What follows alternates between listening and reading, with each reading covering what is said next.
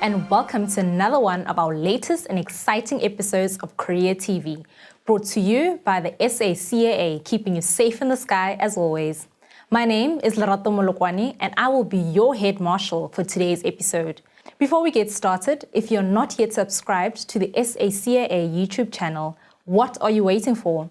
Click on that subscribe button and hit that notification bell so that you do not miss out on our Career TV episodes and all our exciting aviation content. Before we get started, let's have a little bit of fun. Let's play a game of charades.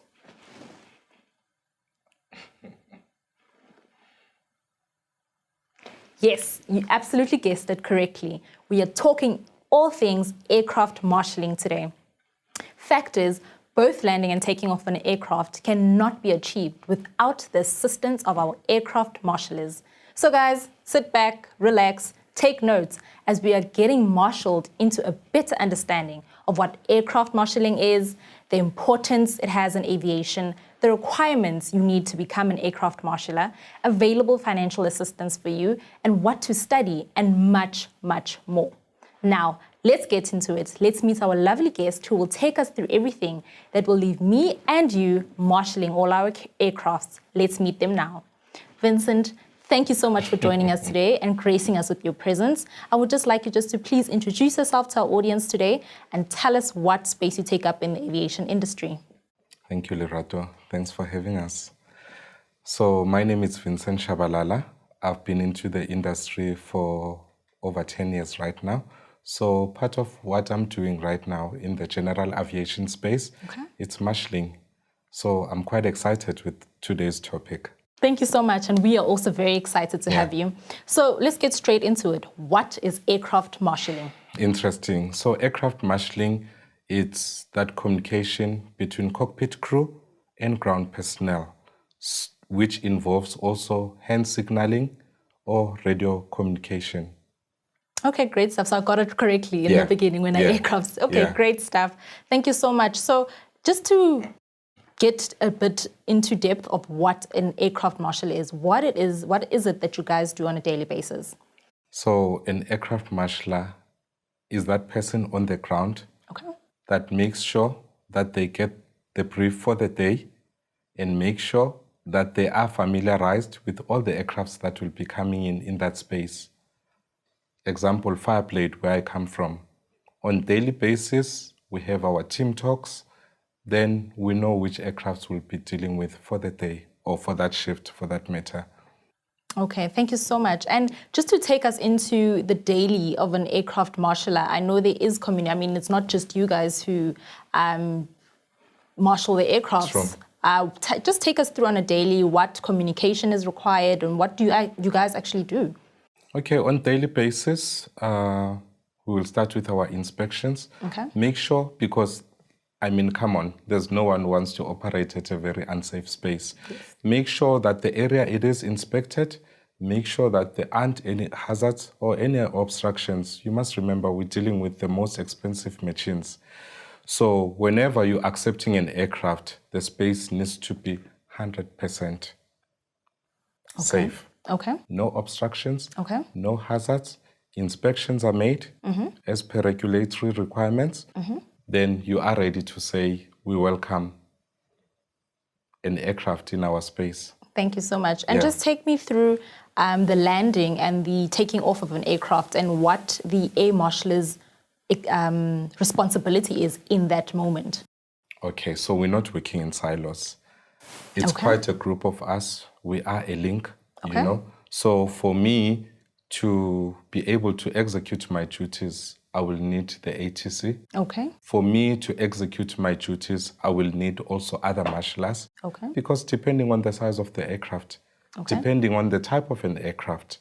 So when an aircraft touches down, I need to be on the listen out through the air traffic controller radio. Therefore, you know that we are expecting this aircraft. Then it gives you the opportunity just to make your preparations on the ground.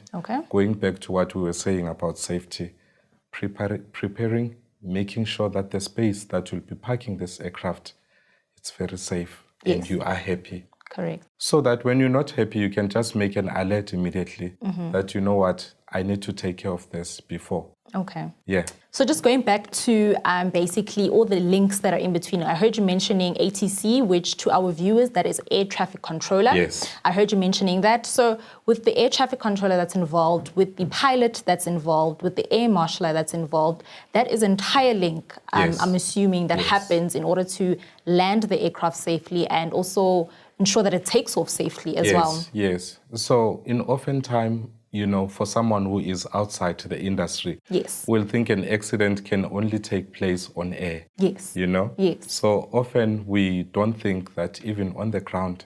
So people like your marshaller, they play a very critical role. Yes. Because the marshaller understands the wingtip of the aircraft. Okay. The marshaller understands the type of aircrafts they're dealing with. Okay. The marshaller understands the space that they're operating in. So they play quite a critical role. In fact, they also add to the link that we spoke about earlier on. Yeah. Correct. That's very interesting. Yeah. And thank you so much for highlighting that there is a link and how an aircraft marshal also plays a role in landing the aircraft and ensuring that it is situated where it needs to be situated. Yes. And just to take us through a little bit more in terms of when you're on the ground, what takes place once the aircraft has been parked correctly. So before parking the aircraft, now let's talk about ATC. Because for us to get the aircraft, ATC needs to declare that it's safe for it to come down. Okay. So ATC will land the aircraft for us, okay, obviously through the pilot. Okay. Then it comes down. Once it's down, we are now expecting it. Okay. Run all our inspections, as I've said earlier on. Then the aircraft will then be cleared for coming in to the apron. Okay. So when we speak of the apron now, it's the space, the Yes. controlled space where aircrafts are parked. It will then come in. We open the doors of the aircraft after we've parked it. Also choking it, making sure that after it has parked, there is nothing that can move this aircraft. Okay. So there is what we use called chocks. Okay. Yeah. So after choking it, we will then open the doors and say hi to our passengers as we welcome them. As the aircraft has been parked safely. Yes. Immediately you've choked it. Yeah. You know, you've done your final check. Correct. Yeah. Correct. That's very interesting. And so once that has been done, how long would you typically say an aircraft is parked for? And how many aircrafts do you say you maybe park on a daily basis? Okay. There is what we call a quick turnaround. Okay. The aircraft coming in the next 30 minutes, it's going out again. Okay. Yeah. And then there is what we call a long stay aircraft. Okay. You know, it can park for 30 hours, you know, a day or two, a week, a month. Okay. Yeah. That's very interesting. So it depends on the service level agreement between the operator and the airport. Okay. However, that is very critical that it is mentioned to the airport, because before the aircraft comes in, we need to be aware of how long it's going to take so that we can be able to prepare it and house it for all that duration it's with us. Okay, that's very interesting. Thank you so much for sharing that with us. And let's just go a little bit more into depth. Now we're talking in terms of how you actually got into becoming an aircraft marshaller, how you got into the aviation space. I mean, we're doing this for our future aviators out there. You know, they want to know, how do they get into it? I mean, if I'm a learner who just finished matric, can I go straight into it? Just take us through in terms of what is required to study, the requirements basically of becoming an aircraft marshaller. So now looking at marshalling to be specific, correct. You know, I would really encourage our future aviators, you know, to first get into the industry. Doesn't matter how you get into the industry, probably through your customer service, probably through your ramp assistant, but come into the space, learn the space, understand the airport you're operating in. I might understand the airport I'm operating at, but someone who is sitting somewhere out there in the world can't just come and want to understand without them, you know, correct, aligning with what is happening in that space. Because as airports, we don't operate the same. The principle might be the same, but the standards They are not the same. Correct. That's why we have category airports. So back on the question, you will then come into the space, probably something sparks an interest on you to be in the marshalling space. Then you are able to let your company know that airport you are servicing, that you know what, this is where I would actually like to be at. Okay. And I'll come back to why am I saying come into the space first. Okay. And then once your airport has maybe made arrangements for you to get all the required trainings, then you can start operating. And why am I giving this recommendation? The answer is simple.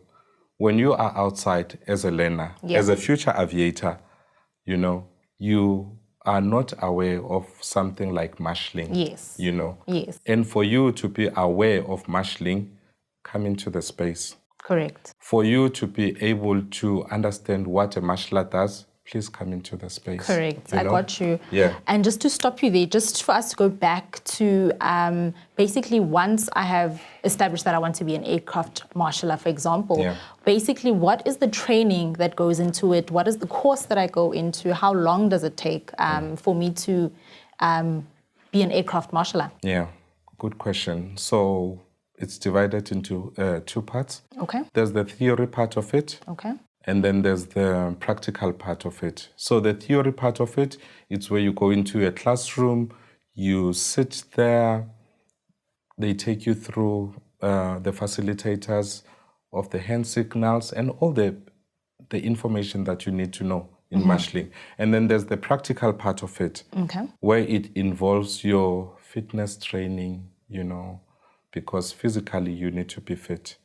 You must remember that we are not only operating in a studio like this. Yes. You know, we're working on adverse weathers, we're working around the clock, early hours of the morning. So those assessments are critical. Those assessments, they're good for you as a marshaller. Correct. So you know that I'm entering into a space where I will survive, where I will serve to the best of my ability. Correct. Yeah. And that was going to be my next question in terms of the physical fitness is required as you are working outside on a daily basis. So the requirements are of being fit, am I correct? Yeah. And just to take us through, once you have gone through the practical and the theoretical training, how long does that course take and what happens after that? So probably we're talking a month. Okay. Because now we're talking certificate training. We're talking a month. Okay. But part of the marshalling training, you also need to be aligned and know the basics of the usage of radio. Okay. Yeah, because in order for us to interlink in the industry, in order for us to understand one another, correct, is through radio communication. Yeah. Correct. Yeah. So basically, we're talking your theory can take 2 weeks. Your practical can take another 2 weeks. Okay, great Then stuff. you should be complete. And once you're done, then you're into being an aircraft marshaller. And you know, why will this certificate take such a short time? It's because already you are familiar with the space you're operating at. Absolutely. Yeah. Absolutely. Yeah. And I would like to assume that there is also growth afterwards when you're becoming an aircraft marshaller. You're not stagnant just to becoming an aircraft marshaller as well. Just for your information, in the industry, there's so many opportunities. Amazing. There is so many opportunities. The poppies of this world, they have paved the way. So let's take advantage. Correct. Yeah. Correct. And just to get a little bit more into getting to know more about you as well as an aircraft marshal, what attracted you to this job? What attracted you to this career path? What do you enjoy about your job? There's so much that I enjoy with my job.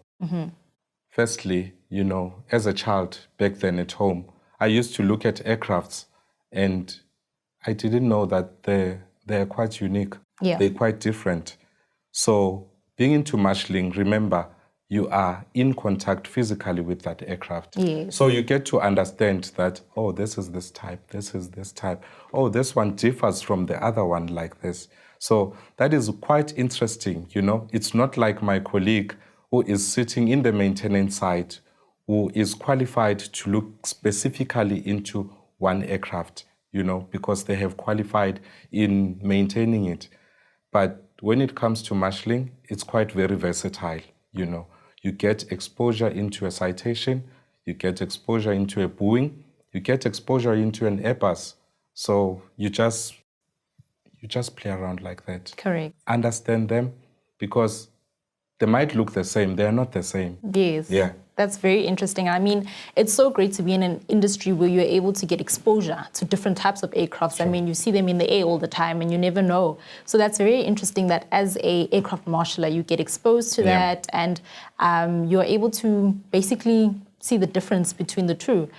So just to get a little bit more about that, what would you say to future aviators out there who want to possibly be in the aviation space or maybe be an aircraft marshaller? Yeah. Yeah. You know what?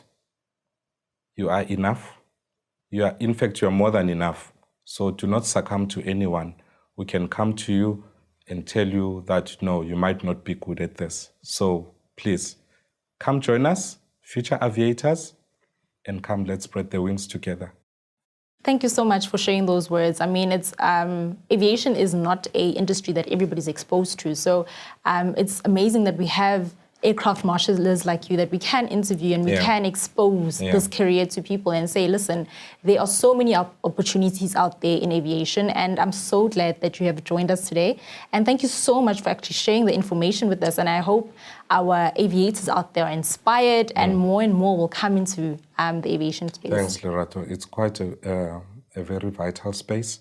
So I really do encourage aviators, future aviators, to take advantage of this platform, go through all the videos, understand, to make the right choice. Absolutely. Thank you so much, Vincent. Thanks. And there we have it. As your lovely host, let me say thank you for watching another informative Career TV episode. If you have any questions about what was discussed today or have feedback, feel free to use the comment section below. We want to know other related aviation careers you are interested in. As they always say, give the people what they want. This is exactly what we're here for, to give you all the information, equipping you to be the best in aviation. As always, don't forget to follow us on our social media pages to keep you updated with our aviation content and much, much more. On that note, I'm your host, Lerato, signing out.